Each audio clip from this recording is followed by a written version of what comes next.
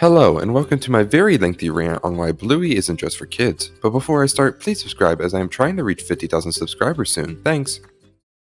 Unfortunately, Bluey is listed as a preschool show, as shown on Wikipedia, which is something that seems to drive a lot of people away from the show. Of course, many people do love the show, especially older people who are definitely not preschoolers. Unless there are just 2.5 million preschoolers who have a phone and decided to follow Bluey on a 13 plus app. When Bluey joined TikTok, the show got even more popular than it was, but with this popularity came with a lot of hate directed towards the older audience, as these people genuinely believed Bluey is made only for preschoolers, when that just isn't the case. In this promotional video by Ludo, they acknowledge the love the show gets from older audiences in this clip, answering the question, is Bluey secretly made for adults, in which there is a yes and no response. But let's get into the real reason why I believe Bluey was never made just for children, but rather for all ages. And I'll first start off with the extremely detailed backgrounds. If you go to other preschool shows, you'll see very bright colors and overall basic designs. But with Bluey, you can obviously tell that the backgrounds are very detailed. While many of the colors are bright, which would attract a younger audience, no preschooler is going to look at all of these episodes and think to themselves, hey, that art style is pretty good. Like, no, they could honestly care less. But with older people, they care about quality, and this art style is definitely quality. Like, seriously, look how good it looks. And speaking of quality, the music is insane. There are some episodes where the music isn't really the greatest, and definitely something a young child might like, such as Dance Mode and Grannies, but there are a lot of episodes with just insanely good music that even I would listen to sometimes.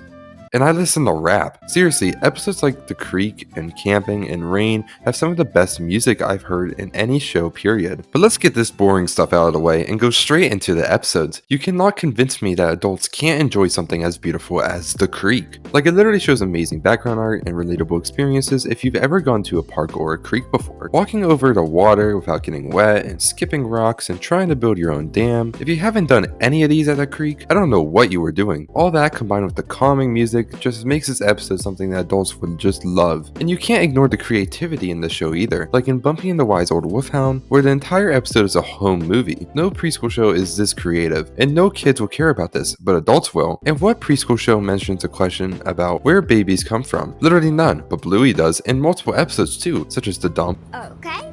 Where was I before I was born? And Daddy Put Down. Or how about the emotions? No preschooler is going to cry at this show because they don't understand what is happening, but the older audience will. Like, what about Copycat, where a tiny innocent bird just dies? And staying on the emotion trend, what about Camping? Just about every Bluey fan I know cried to this episode. Why? Because Bluey loses a friend. Do preschoolers know that? Nope, but we do. And we know how sad it could be to lose a friend. Also, no way a preschooler is going to care about the plot of any show, but Bluey is just written so well that it can't be ignored. Only older people are going to understand and care about the plots in Bluey, which is why it's made so well. Like, come on, no preschool show is going to have a plot where the main character is playing a game with her sister, the sister gets taken away, then they go to the woods to play, meet a friend who doesn't even speak their own language, and then continue to play with each other despite the language barrier, then that friend leaves without the main character knowing, the main character gets upset, then that character and their mom goes outside, share words of wisdom saying that the world is a magical place, then jump to a time lapse into the future showing the main character older, and meeting back up with their long lost friend who literally learned how to speak the main character's language all in 7 minutes. Like, no, that'll never happen. Also, the humor in this show is really funny for no reason. Like in The Sleepover, where Muffin is just a chaotic mess in the funniest way possible. And in Takeaway, where the children quite literally just ruined Bandit's entire day in less than 7 minutes. This is only half of what I want to say about season 1. Like, I could just go on and on forever, but season 2 I could talk about for probably a year straight. You cannot convince me that Hammer Barn isn't meant for parents. It literally shows how painful children can be in a store. No child wants to see that, but parents do, and that's why they love this episode. There are literally Hammer Barn t-shirts, like, come on. The episode Bingo has a fourth wall break, which is something I don't even think is shown in any preschool show. It was rugged, by the way. Or what about Daddy Drop Off, where you see the quick but emotional time lapse of Bingo and Leela growing up with each other as best friends. And Sleepy Time, like literally the best episode of Bluey, with the amazing plot and sensational music and very emotional scenes that any sane person would start bawling to. And then there's Army, which shows representation for people with ADHD or just neurodivergent people in general, through the character Jack, who is amazing by the way. And this episode shows Rusty, who has a dad in the freaking army. Like, no preschool show does that, and no preschooler is going to care about that. There's also also the show, which is meant to show that Chilli had a miscarriage, something that children would definitely glance over. This is also referenced in Sleepytime with the planets. And going a little bit in depth here, the entire episode of Flatpack is an analogy towards evolution, which is shown in both a religious and scientific way to please literally anyone who watches this show, and at the same time,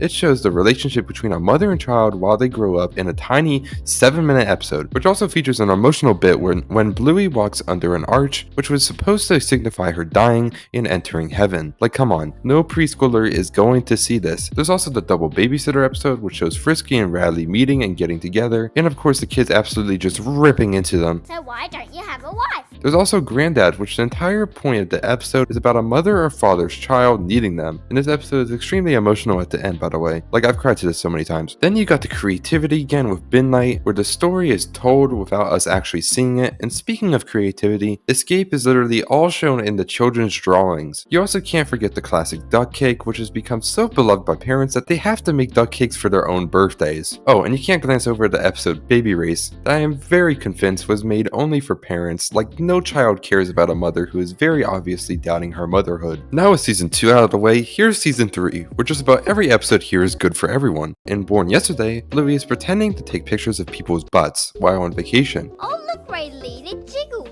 There's also Unicorse, another chaotic beast who makes any episode funny for any age. Then you go into Curry Quest where Bandit leaves Bingo for work for 6 weeks, which is really emotional, and then there's this montage while Bandit is gone, which leads into him returning to Bingo in a big hug, which is also pretty emotional, but this is definitely not going to make a single tear run down a toddler's face. There's the episode Chess, which was supposed to be about learning chess, a game that a preschooler would never understand, and then quickly turns into a hilarious mess. There's Explorers, which features Jack, enough said. There's also Rain, which is definitely something adults would enjoy just for the music. And Pavlova is another episode that should get anyone laughing just from the very awful French or Italian or whatever Bandit is trying to speak, and his efforts to get Bingo not to eat Pavlova. Whale watching literally shows the parents hung over after a party, something children would not understand. Fairy Tale is just enjoyable for all ages, with the great storytelling and the lore and just about everything. Stories is just hilarious and filled with pop culture references. Winton is also the best in this episode with the most outrageous stuff he just does out of nowhere. Puppets has Unicorse and an extremely big fourth wall break that I've never seen in any preschool show. Turtleboy features a deaf boy named Dougie and shows real sign language and is also emotional at the end. Onesies is about infertility and struggling to have children, something toddlers won't understand. Space is about abandonment as a young child, also something a toddler wouldn't understand. And The Decider is about sports, something that any athletic male would enjoy. Exercise literally formerly talked about weight loss, and it was so adult that Ludo had to censor it themselves. Relax shows the stress of planning a vacation as an adult. Dragon is about the death of a parent and is also shown in drawings like Escape. And Cricket is literally about Rusty's development into becoming an incredible cricket player and shows his future self playing for the Australian cricket team. The banned episode titled Dad Baby was literally banned from the USA because it talked about pregnancy and showed Bandit pretending to give birth. I think I proved my point in this video. Please go watch Bluey and give it a chance. Okay, bye.